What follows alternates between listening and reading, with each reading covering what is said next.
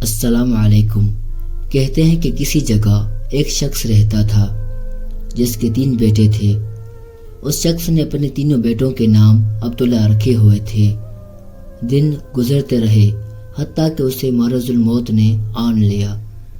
اس نے اپنے تینوں بیٹوں کو بلا کر وصیت کی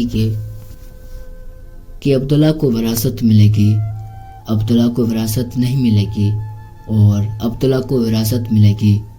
اس کے ساتھ ہی اس کی روح قبض ہو گئی۔ یہ خود تو وفات ہو گیا مگر اپنے بیٹوں کو حیرت میں ڈال گیا کہ کیسے فیصلہ کرے، کن 2 عبداللہ کو وراثت ملے اور کس ایک کو نہیں ملے گی۔ تینوں نے فیصلہ کیا کہ شہر جا کر قاضی سے اپنا مسئلہ بیان کریں اور اس سے کوئی حل مانگیں۔ تینوں اپنے زاد راہ کے ساتھ شہر کے لیے عازم سفر ہوئے۔ راستے میں انہوں نے ایک ایسے شخص کو دیکھا جو اپنی کسی گم شدہ چیز کو تلاش کرتا پھرتا تھا۔ ان بھائیوں کے پوچھنے پر اس نے بتایا کہ اس کی اونٹنی گم ہو گئی ہے جسے وہ تلاش کرتا پھر رہا ہے۔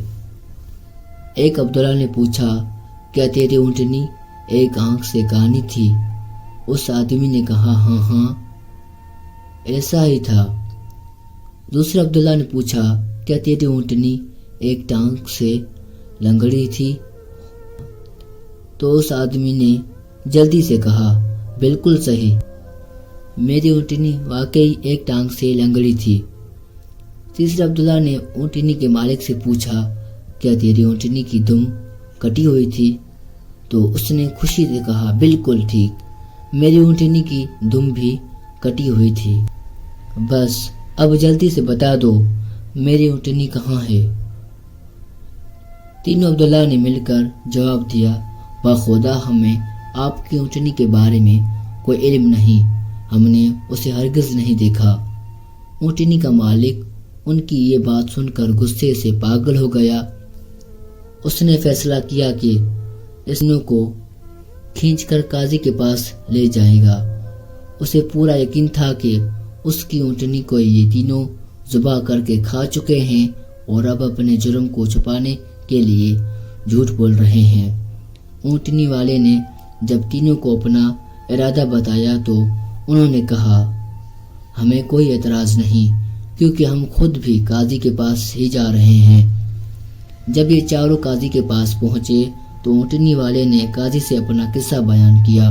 قاضی نے ان تینوں سے کہا، جس طرح تم تینوں نے اونٹنی کی نشانیاں بتائی ہیں اس کا ایک ہی نتیجہ نکلتا ہے کہ اونٹنی تم تینوں کے پاس ہے۔ بہتر ہے تم اپنے جرم کا اعتراف کر لو۔ پہلے نے کہا، جناب عالی، ہم نے اونٹنی تو نہیں دیکھی تھی، ہاں البتہ اونٹنی کے آثار ضرور دیکھے تھے۔ جب میں نے اسے کہا تھا کہ تیری اونٹنی ایک آنکھ سے کانی ہے تو میں نے دیکھا تھا کہ راستے میں ایک طرف کا گھاس تو خوب چرا ہوا تھا مگر دوسری طرف کا ویسے ہی باامان موجود تھا۔ اس کا ایک ہی مطلب تھا کہ اس شخص کی اونٹنی ایک آنکھ سے کانی رہی ہوگی۔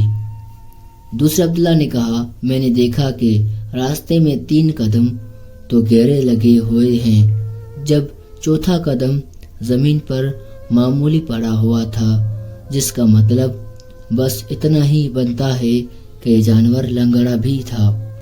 تیسرے عبداللہ نے کہا، اونٹ جب راہ چلتے ہوئے اپنا گوبر گراتے ہیں تو دم سے ادھر ادھر بکھیرتے ہیں، جبکہ ہم جس راہ سے آئے تھے وہاں پر گوبر ایک ہی لائن میں سیدھا گرا ہوا تھا، جس کا ایک مطلب ہو سکتا کہ اونٹنی کی دم کٹی ہوئی ہے جو اپنا گوبر دائیں بائیں نہیں پھیلا پائی۔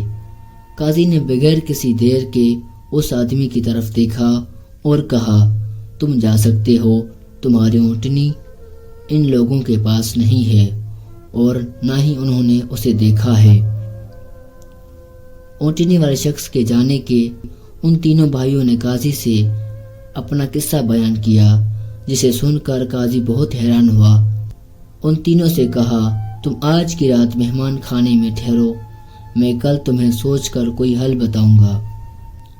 یہ تینوں مہمان خانے میں جا کر ٹھہرے تو انہوں نے محسوس کیا کہ ان کی نگرانی کی جا رہی ہے۔ کچھ دیر کے بعد ان کے لیے کھانا لایا گیا جو گوشت کے پکے ہوئے سالن اور روٹیوں پر مشتمل تھا۔ پہلے نے کھانے کو دیکھتے ہی کہا، یہ سالن کتے کے گوشت کا بنا ہوا ہے۔ دوسرے نے کہا، روٹیاں جس عورت نے پکائی ہیں وہ حمل کے ساتھ اور پورے دنوں سے ہے۔ تیسرے نے کہا، یہ قاضی حرام کی اولاد ہے۔ بات قاضی تک پہنچ گئی۔ اس نے تینوں کو دوسرے دن اپنی عدالت میں طلب کر لیا اور تینوں سے مخاطب ہو کر کہا، تم میں سے کس نے کہا تھا یہ کتے کا گوشت پکا ہوا ہے؟ پہلا بولا، میں نے کہا تھا۔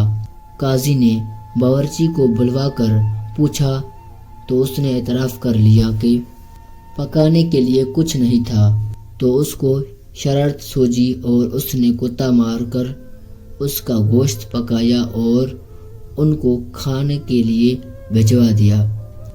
قاضی نے پہلے سے پوچھا، تمہیں کیسے پتہ چلا یہ گوشت کتے کا ہے؟ تو اس نے بتایا، گائے، بکری یا اونٹ کے گوشت کے نیچے چربی لگی ہوتی ہے، جبکہ یہ سارا چربی نما تھا جس کے نیچے کہیں کہیں گوشت لگا ہوا تھا۔ قاضی نے کہا، تم وہ عبداللہ ہو جس کو اپنے باپ کی مال سے وراثت ملے گی۔ قاضی نے دوبارہ ان سے مخاطب ہو کر پوچھا، کس نے کہا یہ روٹیاں ایسی عورت نے بنائی ہیں جو 9 ماہ کے حمل کے ساتھ اور اپنے پورے دنوں سے ہے؟ جواب میں دوسرے نے کہا، میں ہوں جس نے یہ کہا تھا۔ قاضی نے پوچھا، تمہیں کیوں کر یہ لگا؟ تو اس نے کہا، میں نے دیکھا روٹیاں ایک طرف سے پھولی ہوئی اور خوب پکی ہوئی ہیں تو دوسرے سرے سے کچی اور موٹی رہ گئی ہیں۔ میں نے اس سے یہی اخذ کیا، روٹیاں بنانے والی ایسی خاتون ہے جس سے تکلیف کے مارے زیادہ جھکا نہیں جا رہا اور وہ سامنے کی چیز بھی نہیں دیکھ پا رہی، جس کا مطلب یہی بنتا تھا کہ عورت حاملہ ہے اور روٹیاں بنانے میں تکلیف محسوس کرتی رہی ہے۔ قاضی نے اس دوسرے سے بھی کہا کہ تم وہ عبداللہ ہو جسے اس کے باپ کے ترکہ سے وراثت میں حصہ ملے گا۔ پھر قاضی نے تینوں سے مخاطب ہو کر پوچھا، یہ کس نے کہا تھا میں ولد حرامی ہوں؟ تیسرے نے جواب دیا کہ یہ میں نے کہا تھا۔ قاضی اٹھ کر اندر گیا اور اپنی ماں سے پوچھا، کیا یہ سچ ہے کہ وہ حرامی ہے؟ تو اس کی ماں نے کہا، یہ سچ ہے کہ تم حرام کے ہو۔ قاضی نے واپس آ کر اس تیسرے عبداللہ سے پوچھا، تمہیں کیوں کر معلوم ہوا میں حرامی ہوں؟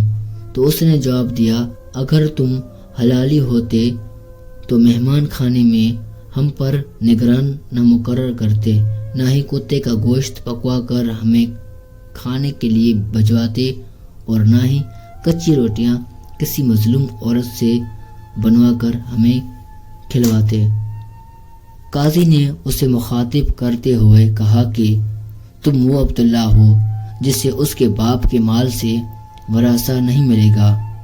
تیسرے نے حیرت کے ساتھ قاضی کو دیکھا اور پوچھا، مگر ایسا کیوں ہے؟ ہمارے تیسرے بھائی کا کیا ماجرا ہے؟ قاضی نے کہا، کیونکہ ایک حرامی ہی دوسرے ولد حرامی کو ٹھیک ٹھیک پہچان سکتا ہے، اور تم بھی میری طرح حرام کی اولاد ہو۔ وراثت پانے والے دونوں عبداللہ اپنی ماں کی طرف لوٹے اور دریافت کیا کہ ہمارے تیسرے بھائی کا کیا ماجرا ہے؟ تو ان کی ماں نے کہا، تمہارا باپ ایک بار صبح کی نماز پڑھنے مسجد گیا تو اسے دروازے پر رکھا ہوا پایا تھا، اسے گھر لایا، اس کا نام بھی تم دونوں جیسا عبداللہ رکھا، اس کی پرورش کی۔ میرے پیارے دوستو، اگر یہ ویڈیو آپ کو پسند آئی ہے تو اس ویڈیو کو لائک اور کمنٹ کریں اور اپنے دوستوں کے ساتھ شیئر کریں